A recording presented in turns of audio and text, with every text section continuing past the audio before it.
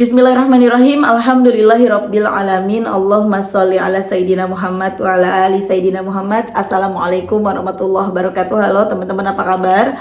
Mudah-mudahan teman-teman selalu dalam lindungan Allah Subhanahu wa taala. Amin ya rabbal alamin. Alhamdulillah, kali ini aku akan sharing lagi pengalaman sholawat dari teman-teman kita. Tapi sebelumnya, buat teman-teman yang belum punya buku ini, jangan pernah lelah, ada nikmat di setiap sholawat. Ini buku pertamaku, harganya 55.000. Kalau teman-teman mau beli, teman-teman bisa ke Gramedia atau teman-teman bisa ke Shopee. Klik aja linknya nanti di deskripsi box. Buat teman-teman yang punya testimoni sholawat, silahkan kirimkan ke email aku meliza.arnelia@gmail.com. Kalau bingung caranya, ini caranya. Nah, kamu klik Gmailnya, kemudian kamu klik tulis. Nah, di kepada tuh kamu masukin atau ketik email yang kamu tuju. Email aku meliza.arnelia@gmail.com. Kalau udah, kamu ketik di bagian subjek itu judulnya testimoni, atau dikosongin juga boleh. Nah, ditulis email baru kamu ketik testimoninya. Di situ bisa kirim panjang kayak apa juga bisa. Jadi jangan ngetiknya di subjek ya, karena banyak yang kirimnya di subjek, akhirnya kepotong-potong testimoninya gitu. Gampang kan teman-teman? Kalau udah, kalian klik bagian kanan atas tuh yang warna biru, ada panah ke samping kanan gitu, ada gambar panah ke kanan gitu, itu diklik. Nah, kalau itu diklik, itu sudah terkirim. Nanti ada notifnya kok terkirim tuh, ya kan? Gampang banget kan? Jadi langsung kirim email aja ya. Buat kalian yang pengen beli buku ini tapi udah kehabisan di Gramedia, di daerah kalian udah nggak ada, atau kalian tinggal di luar negeri ya, mau beli kemahalan di ongkir, langsung aja kalian beli e-booknya. Ada di Play Store, cari buku ini nih. Jangan pernah lelah dan nikmat setiap sholawat. Atau nanti aku kasih linknya di deskripsi box. Langsung aja teman-teman, aku akan bacain testimoninya ya. BTW teman-teman, nih aku rubah posisi duduk, soalnya tadi tuh aku agak-agak keganggu sama bayangan aku sendiri di belakang ya. Ini video yang ketiga. Yang pertama ternyata hasilnya kurang bagus, yang kedua ternyata miring belakangnya, yang ketiga jadinya begini nih ya. Ya ampun, bikin salfok diri aku sendiri. Nah, langsung aja aku akan mohon maaf ada suara motornya. Nah, langsung aja aku akan bacain ya. Ini dari Mbak Di. Assalamualaikum Mbak Mil. Waalaikumsalam. Semoga Mbak Mil sekeluarga sehat dan dimudahkan segala urusannya. Amin, amin. Perkenalkan, nama saya Di, cewek ya, tinggal di kota Batam. Kita panggil Mbak Di ya. Mau sedikit berbagi pengalaman mendawamkan sholawat. Ini testi yang kedua. Yang dulu itu tentang perjuanganku meluluhkan hati adikku yang 17 tahun tidak mau berbicara dengan saya. Saya bekerja sebagai supervisor terapis di tempat massage, atau bahasa kerennya tukang pijit. Kebalik dong Mbak, bahasa kerennya massage atau bahasa kerennya massage atau tukang pijit gitu ya. Saya bekerja di tempat yang benar, bukan tempat yang melayani plus-plus. Saya bekerja di tempat itu sudah hampir 14 tahun. Ini nama tempatnya, tapi tolong jangan disebut di YouTube Mbak. Mbak boleh cari di Google. Oke. Cuman aku yang tahu ya. Gaji pokok plus uang makan plus tunjangan jabatan plus komisi. Kalau komisi itu kami pijit orang baru dapat Mbak. Itu saya, kalau komisi itu kami pijit orang baru kami dapat gitu ya. Itu saya sebagai supervisornya mau genapin 5 juta sebulan aja susah banget. Kerja dari jam 10 sampai jam 10 malam, dari 10 pagi 10 malam, kadang 12 jam lebih. Kalau pas lagi rame mau makan aja sambil ngunyah sambil jalan ibaratnya.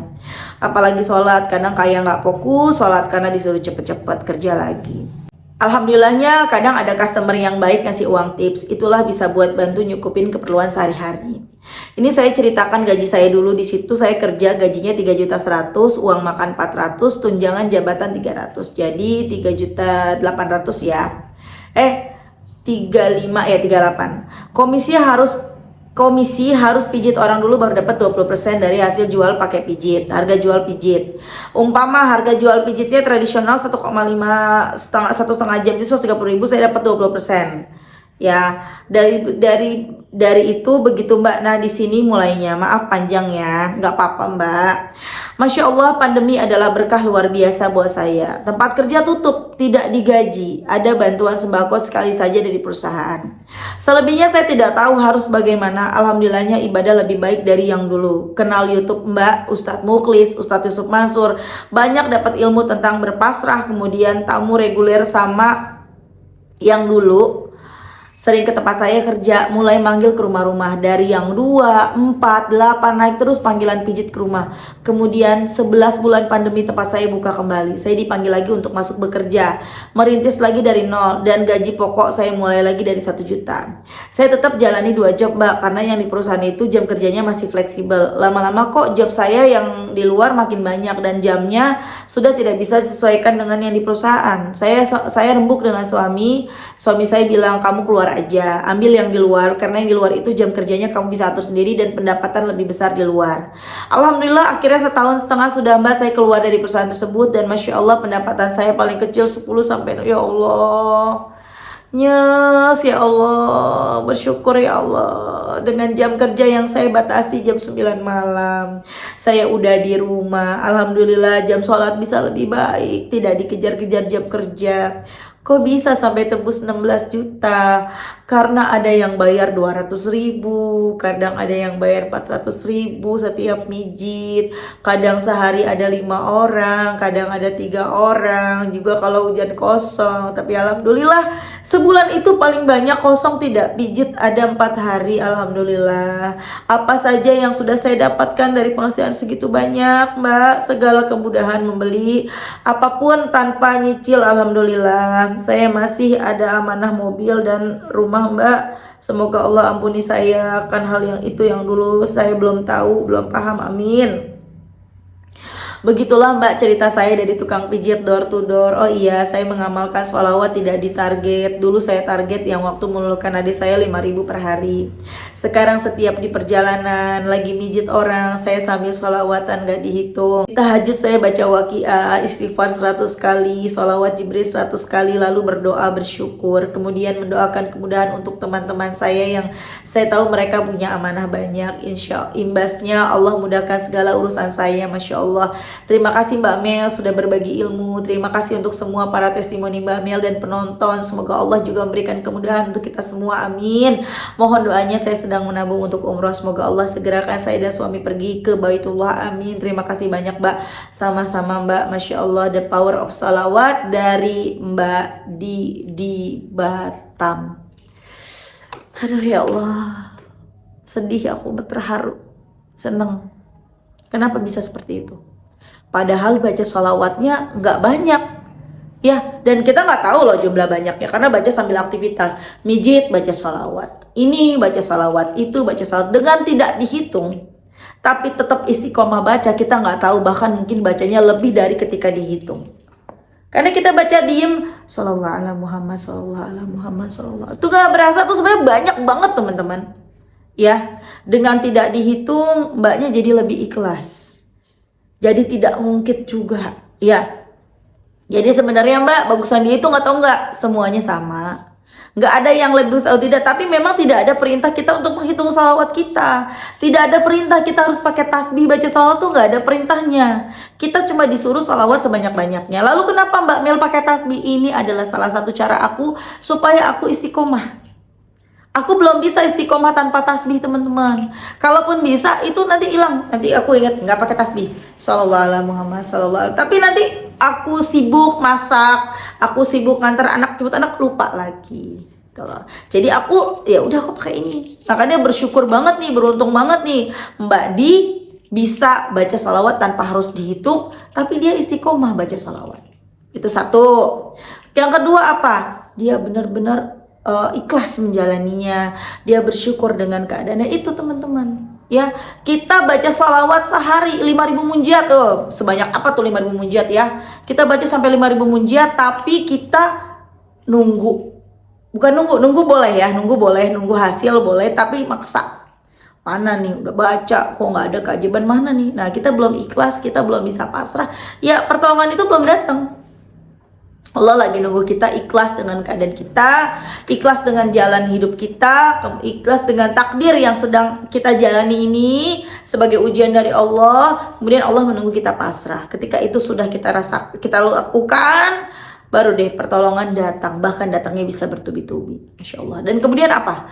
Mbaknya itu ngutamain Allah. Karena di rumah sholatnya jadi nggak buru-buru. Jadi dikit-dikit azan bisa segera sholat, bisa ngatur sendiri waktunya. Masya Allah. Siapa yang gak kepengen begitu ya? Daripada kerja diburu-buru, sholatnya juga jadi cepet-cepet ya, jadi gak khusyuk juga gitu kan. Bahkan mungkin nanti ada yang ketinggalan sholatnya, makan juga jadi gak teratur. Pokoknya ketika kita mengutamakan Allah, beres. Teman-teman yang pada di rumah pun ya, ibu-ibu rumah tangga, kita semua nih, kalau kita ngutamain ya kerjaan ya, yang gak ada habisnya, gak kelar-kelar. Udah, kita waktunya mau lagi masak atau lagi ngapain, azan, udah sholat dulu. Sempetin dulu baca Quran, sempetin dulu duduk baca salawat. Walaupun baca salawat bisa sambil aktivitas ya, sempetin dulu deh. Karena akan ada keberkahan di waktu kita. Waktu kita menjadi berkah, segalanya menjadi mudah gitu, dimudahkan sama Allah. Jadi waktu kita tuh jadi ajaib, teman-teman. Kalau kita ngutamainnya pekerjaan yang tidak ada habisnya, cuci piring dulu deh, ini dulu deh, itu dulu deh, gak ada habisnya. Yang ada waktu terus berlalu, akhirnya kita gak ngaji lagi. Tuh Masya Allah, patut dijadikan contoh buat kita ya teman-teman, buat pelajaran. Ayo kita utamakan Allah, kita benerin sholat kita, perbanyak baca sholawat, buka Qurannya. Jangan khawatir sama urusan duit, jangan khawatir sama urusan uang. Dan satu lagi, mbaknya bilang punya cicilan mobil sama rumah, mudah-mudahan Allah lunaskan ya mbak, mudah-mudahan segera lunas. Dan insya Allah lunas, aku yakin lunas. Yang penting mbaknya jangan nambah utang baru. Penghasilanku 16 juta, bisa lah kalau ngambil ini. Jangan mbak, karena itu yang nantinya bikin nauzubillah jadi sepi jobnya. Nauzubillah, jangan sampai. Pokoknya jangan nambah utang baru ya. Sama, aku juga sama mbak. Aku punya utang dulu, punya utang rumah nggak tahu. Aku punya utang kartu kredit, aku nggak tahu itu riba. Yang aku tahu riba itu kita datang ke rentenir yang galak, yang bunganya mencekik, itu riba. Yang aku tahu seperti itu. Aku nggak tahu kalau kartu kredit itu riba, nggak tahu sama sekali. Jadi aku punya kartu kredit, aku punya cicilan rumah, tapi ketika aku tahu, aku stop. Pernah juga sempat tuh iseng, aku pakai kartu kredit karena kan ada kartu kredit ditawarin di mall-mall ya, yang kalau kita belanja dapat potongan 10%, kalau kita makan di restoran-restoran tertentu dapat potongan 50%. Aku niatnya gitu, ya udah deh, cuman buat dapat potongan, kalau makan toh nggak ada bunganya, nanti setiap ada waktu untuk bayar, waktunya ditagih langsung aja lunasin gitu, jadi nggak ada utang. Tapi kenyataannya jadi berhutang, jadi seret rezekinya, dan alhamdulillah sekarang udah tobat nasuha ya teman-teman. Oke teman-teman, makasih udah nonton. Semoga bermanfaat dan jadi motivasi buat teman-teman. Kita doakan semoga Mbak dilancar terus rezekinya, lunas utang-utangnya, lunas rumahnya, mobilnya, dan gak nambah utang baru. Amin, amin ya rabbal alamin. Dan semoga teman-teman doa-doa kalian segera diijabah, rezeki kalian barokah, dan semoga utang-utang kalian lunas ya teman-teman yang nonton. Amin, amin ya rabbal alamin. Assalamualaikum warahmatullahi wabarakatuh.